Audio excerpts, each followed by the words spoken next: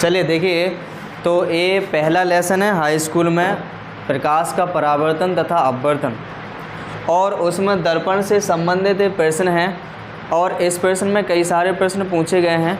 तो अगर ये समझ जाओगे तो बहुत सारे प्रश्न कर लोगे, इसलिए आइए समझते हैं किस तरीके से इसको करें। यहाँ लिखा हुआ है 10 सेंटीमीटर लंबी मोमबत्ती 20 सेंटीमीटर फोकस दूरी वाले उत्तल दर्पण के सामने 30 सेंटीमीटर दूर रखी है, तो ज्ञात कीजिए दर्पण से बने प्रतिबिंब की स्थिति। दूसरा कह रहा है रेखीय आवर्धन, तीसरा कह रहे हैं प्रतिबिंब की लंबाई, और चौथे में कह रहे हैं कि प्रतिबिंब की प्रकृति, ये बताना है।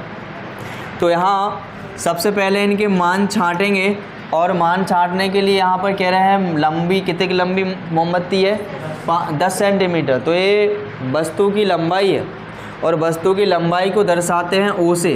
तो ओ बराबर कितना 10 सेंटीमीटर।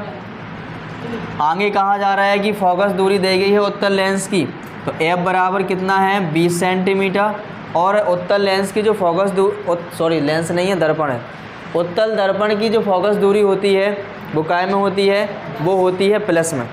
समझ पा रहे थे ना, तो प्लस में ही लिखा हमने। इसके बाद आगे लिखा है 30 सेंटीमीटर दूर रखी, मतलब वस्तु की दूरी है 30 सेंटीमीटर, और वस्तु की दूरी को u से दर्शाते हैं, तो u बराबर 30 सेंटीमीटर, और u का मान हमेशा माइनस में होता है।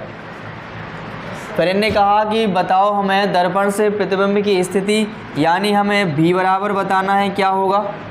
दूसरे में कह रहा है रेखीय आवर्धन, यानी m बराबर बताना है, और इसके बाद तीसरे में कहा जा रहा है प्रतिबिंब की लंबाई, यानी I बराबर बताना है क्या होगा, इतना बताना है। और इसके बाद प्रतिबिंब की प्रकृति बताना है, तो प्रकृति तो v का मान निकाल लेंगे, सो प्रकृति आ जाए। समझ पा रहे हैं इतना, तो हमें v निकालना, ध्यान दें इधर, यहाँ पर u है, v है और f है, तो इनमें संबंध होता है u v f में, यानी दर्पण के सूत्र से लगा सकते हैं यहाँ पर, दर्पण के सूत्र से।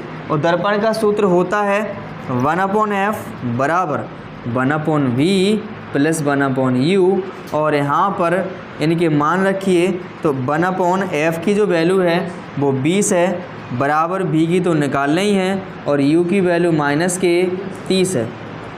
यहाँ पर प्लस माइनस माइनस हो जाएगा, और इनको इस तरफ लेके आएंगे तो प्लस के हो जाएंगे, यानी 1/20 प्लस की 1/30 बराबर में होगा 1/v। यहाँ पर आगे बढ़े हैं तो इसको किस तरीके से किया जाएगा, यहाँ पर देख रहा हो, इनको एलसीएम ले डालो, इनको एलसीएम 60 आ जाए है, और इससे डिवाइड लगाइए 20 से, तो 20 3 60, सो 3 एकम 3 हो जाए, और 30 दूनी 60, सो 2 एकम 2 हो जाए, बराबर 1/v।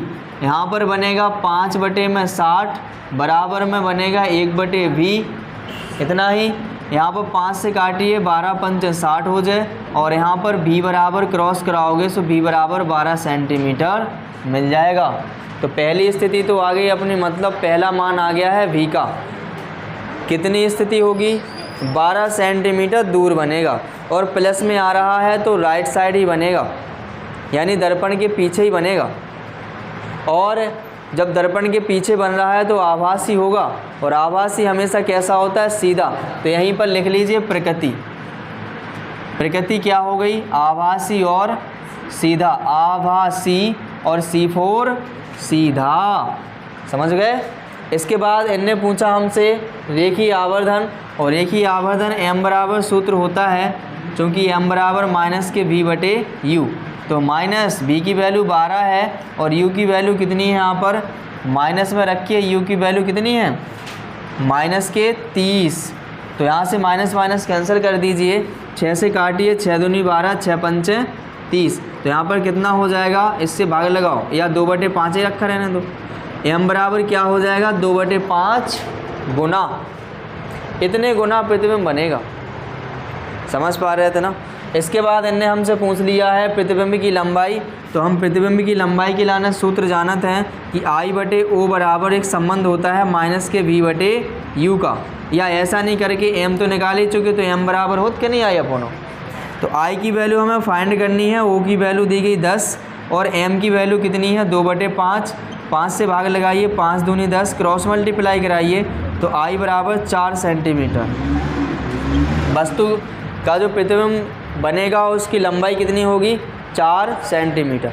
तो देखो सब मान निकल के आ गया जो जो पूछ रहे थे, v निकल के आ गया, m निकल के आ गया, i निकल के आ गया, फिर प्रकृति भी निकल के आ गई। समझ पाए? कर लोगे ना इस हिसाब से, और इसको समझ गए होगे तो ऐसे कई सारे प्रश्न कर लोगे और ऐसे ही प्रश्न पेपर में पूछे जाते हैं। समझ रहे ना? तो उतारो।